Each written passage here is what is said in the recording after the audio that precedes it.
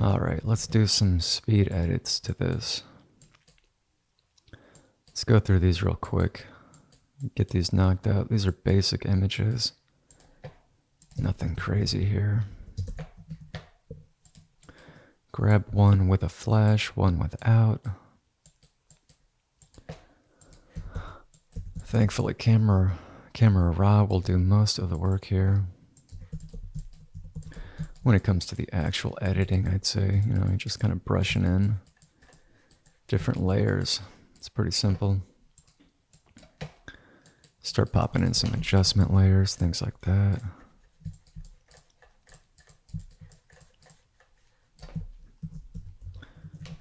Start removing some outlets. Spots on the wall, just kind of clean up the image, It's not difficult, it's not complex. Make sure there's no lens spots. Make sure that you're telling your photographers to clean their lenses. Get right in their face if you have to, You're the boss.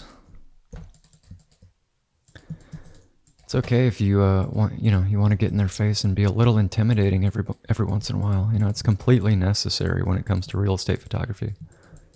It's how I run my ship, lean and mean, but not really,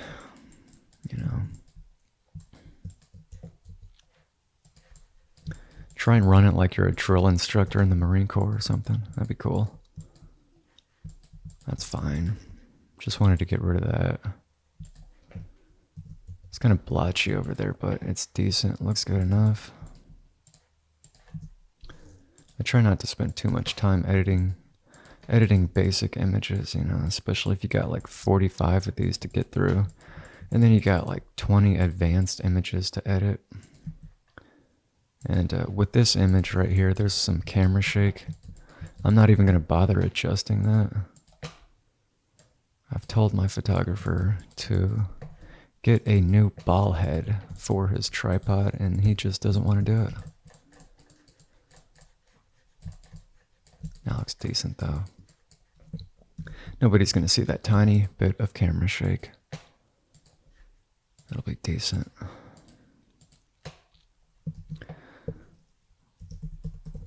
And we'll just go ahead and scoot right along. Save that out. With a lot of these images, they're always at 6K because we shoot with a Nikon D750, but sometimes I like to lower the resolution down to about 4K. Helps to save on file and storage size. And I'm just looking through these. Problem with this is the motion blur that we're going to get if we end up selecting 2 or more images to, to combine together. These plants are moving because of the wind. The trees are moving because of the wind. So what I like to do is just select one solid image and just use that. This one has a flash. There's a shadow right here underneath the leaf. It looks better over here because it's lightening up the side of the house, the garage area. But I think I might use this one, which is not a flash. And then I'll just open this up again in Camera Raw.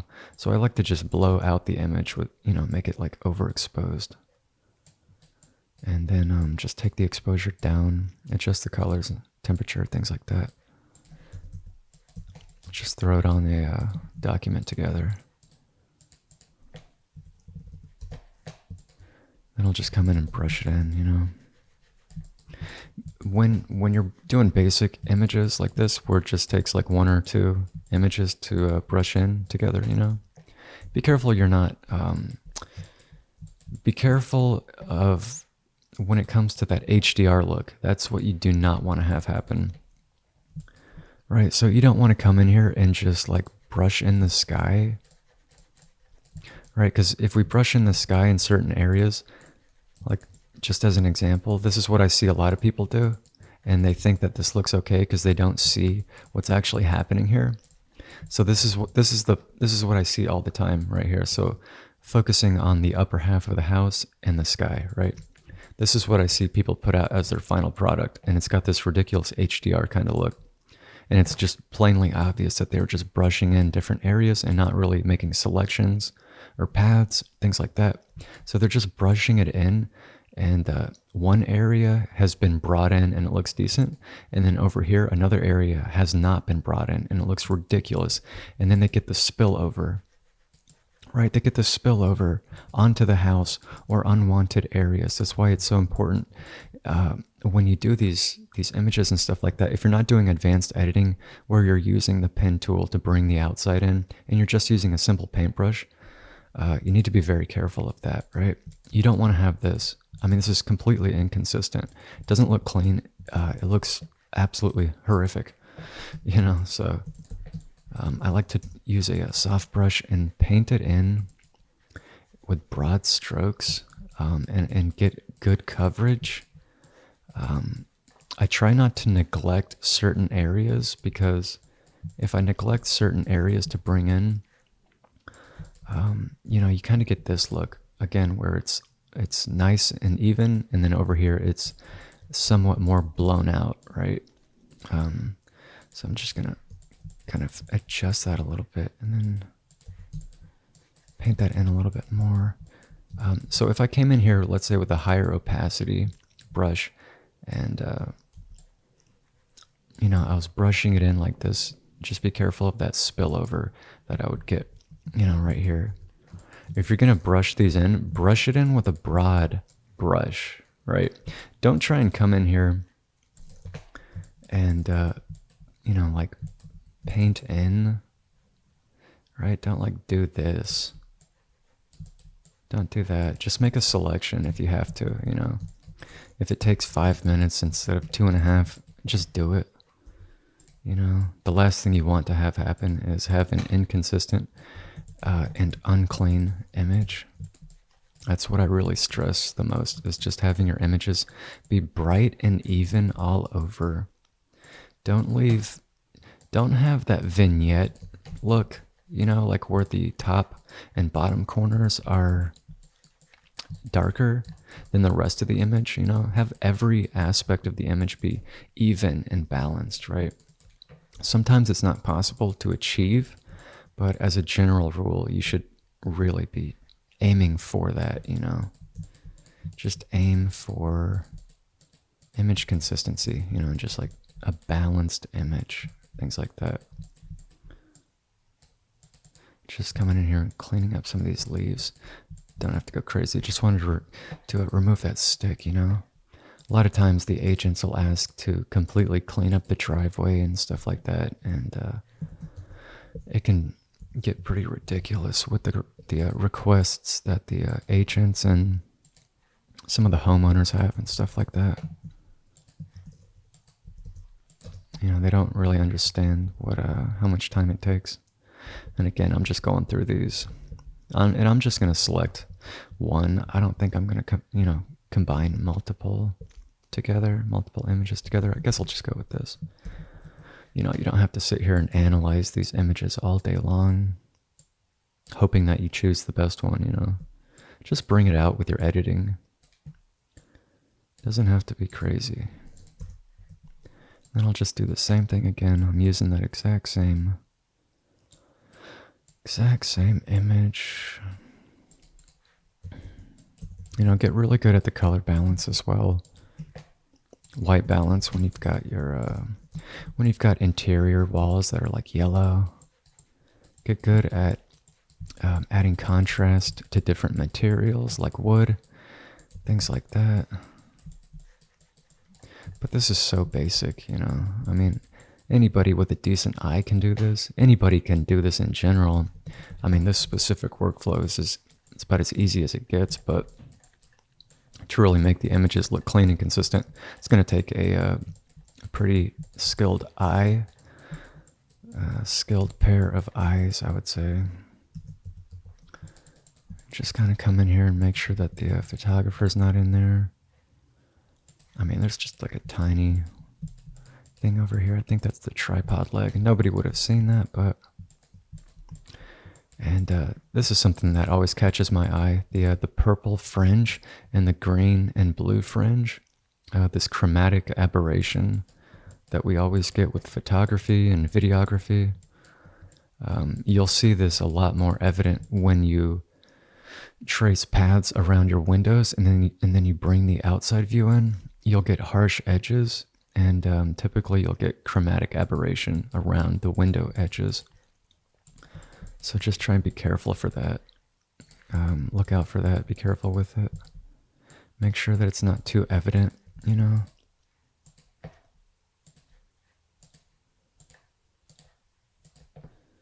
You don't want to have it look like some movie that needs you to have like 3D glasses on or something, you know.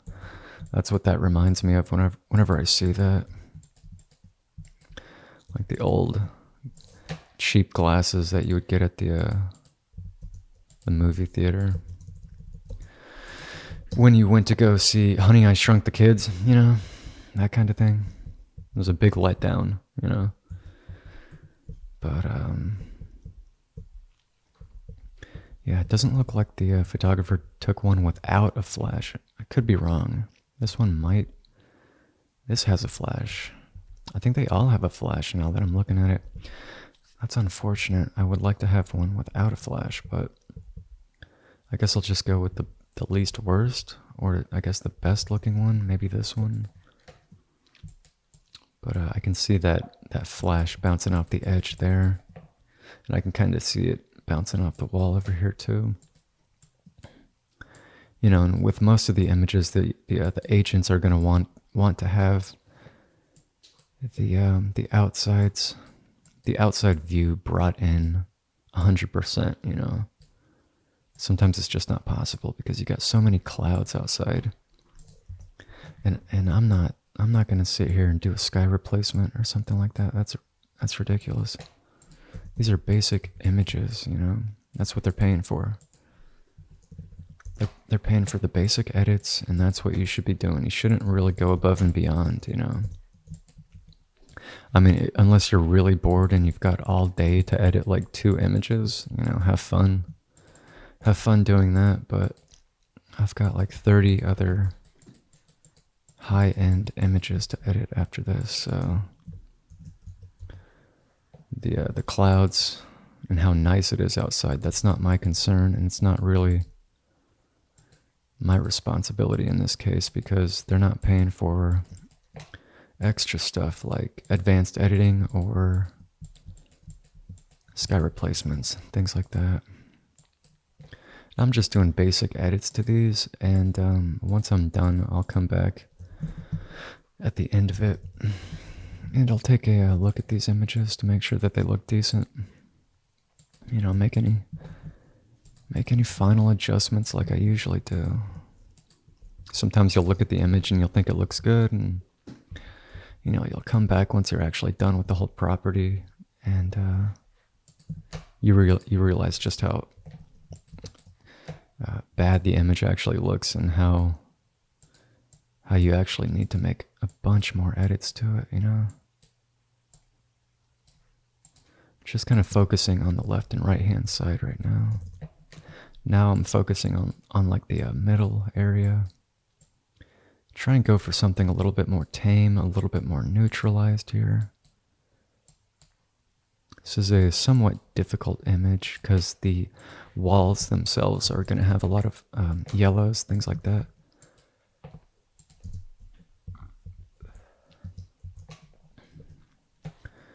So this is a good candidate for a good white balance, you know. I'm just focusing on the lights over here. I don't want those to be too overexposed.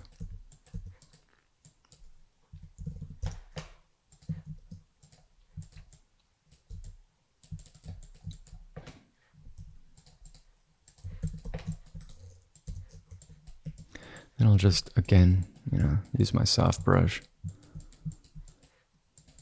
Nothing crazy. Again, use my soft brush. And I'll start out with a big brush, and I'll narrow it down as I go, as I click and drag that drag those strokes across. No need to really bring in that window. That's not what these images are about.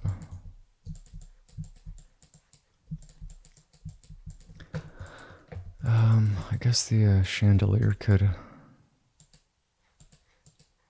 use just a quick couple clicks there.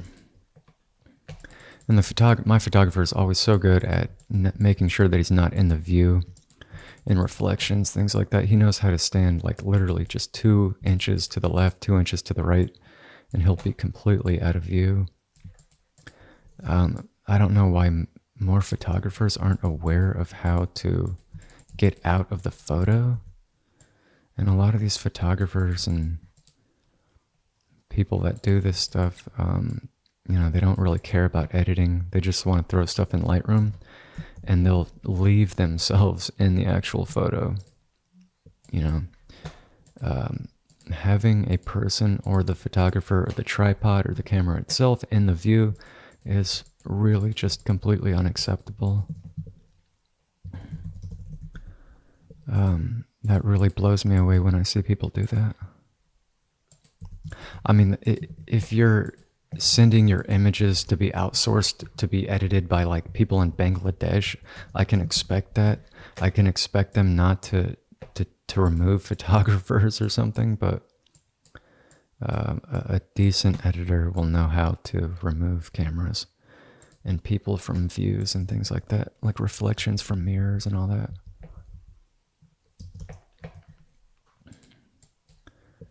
But a typical photographer that doesn't know anything about computer graphics or design and all that good stuff, they typically won't understand how to edit, I mean, they just want to use sliders, right? Like Camera Raw and Lightroom would be like their best friend, They don't really understand editing or anything like that.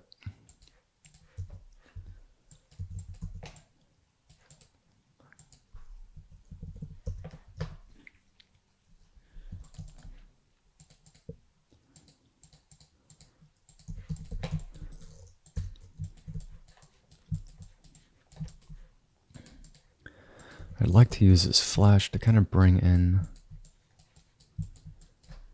the living area. I think I'll just leave it like that. That's fine. That's enough.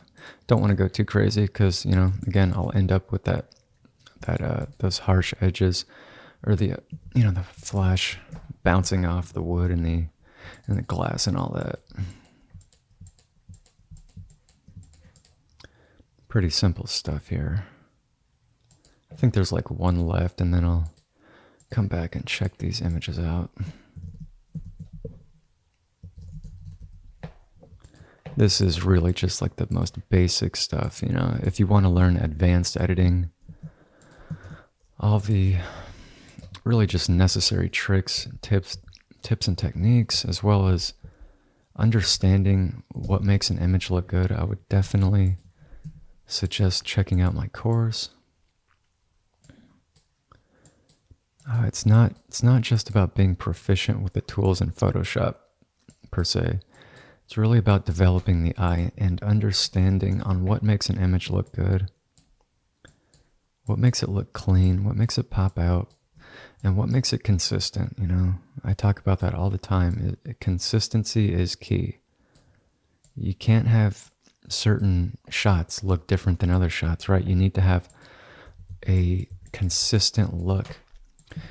Which is why you need to be using the exact same DSLR, the exact same camera for every shoot. That's absolutely critical. If you're a photographer, if you have photographers that are out there doing the shoots, do not let them constantly experiment with new lenses and cameras. Do not let them do that. As an editor, you need to be on top of the photographers when it comes to how they're doing their jobs.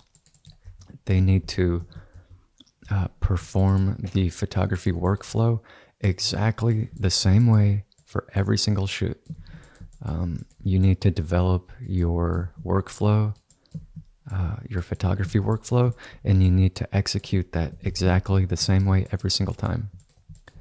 Do not let them go out there like some rogue agent or some cowboy, and do what they want.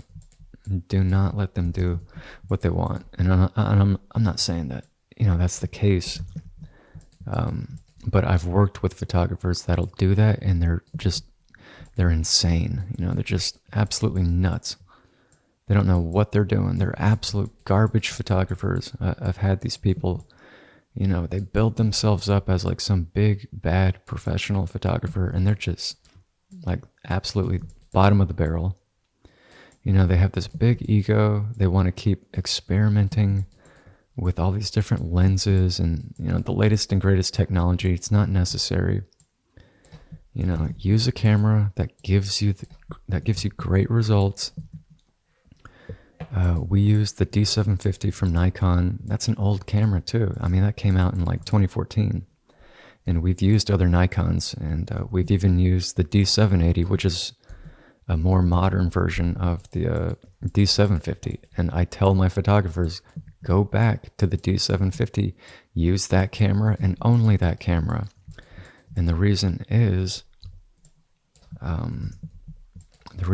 because it gives me consistent results every time. It's exactly what I need every time to deliver clean, consistent images. A lot of DSLRs are they're hit or miss when it comes to real estate photography. I need things to be exactly the same each time. That way, it takes as little time as possible to achieve those high quality results. Consistency is what it's all about. It's all about consistency. There's a few lenses that we use. We use a 14 to 24 millimeter Nikkor lens. We use a telephoto lens for like high-rise view shots, like big balcony view shots, and like maybe a few others. But for the most part, the lenses are the same. The camera is the same. And there's no need to keep messing around with different lenses and cameras and stuff like that. I mean, what is the point? What is the point?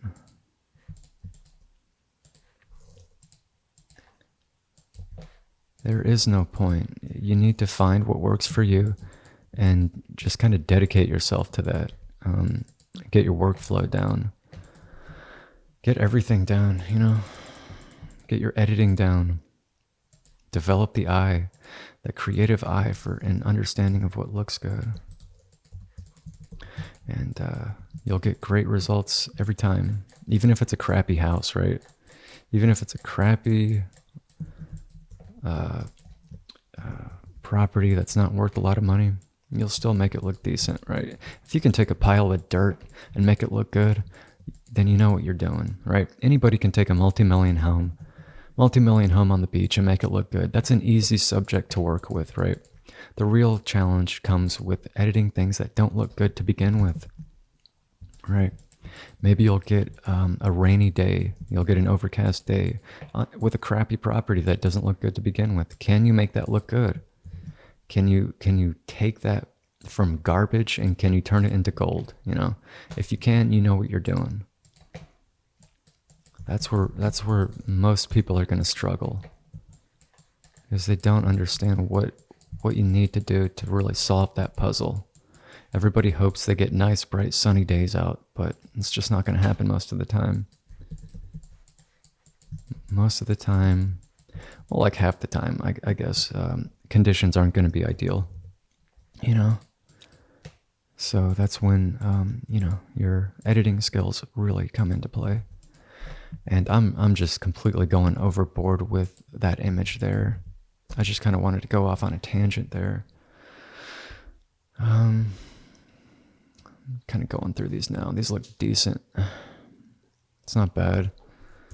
But yeah, I wish this one did not have a flash, because I see see this bouncing off over here. I could touch that up easily, but I'm not going to. It's not necessary. They look fine. Images look good overall. Not bad. There's a few that probably need to be tweaked up here.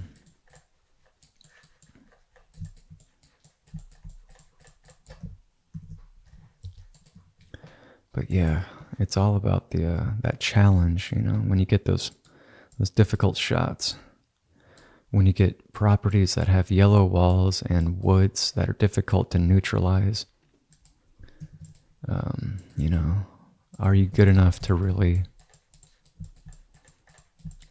tame and neutralize everything and make it all pop out as it should?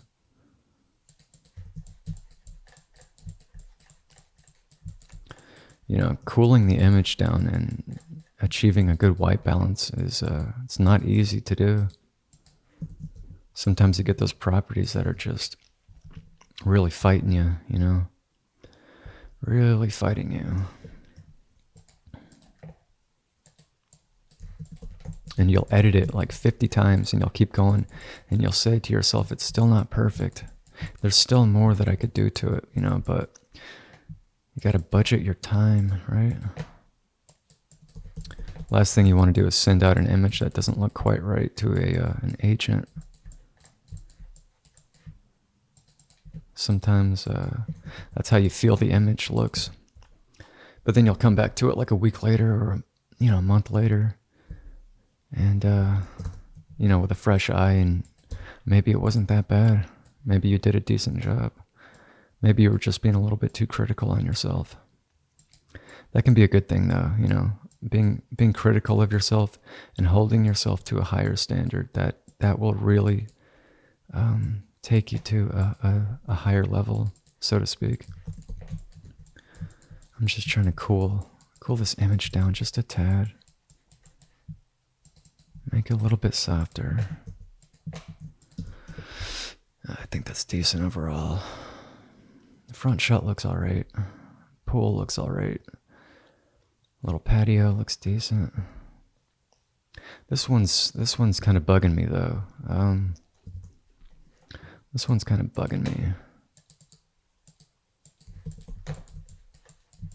And sometimes the changes that I make are absolutely like the most subtle things.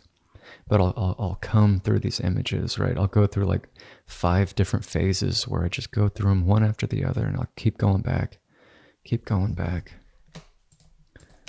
And when I say to myself, there's really nothing else that I can do, that's usually the end point of editing the images. When I say to myself, there's really not much else I can do, that's when I kind of feel like I'm done, you know.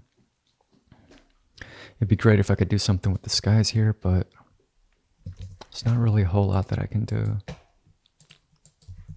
It's not worth spending more time on.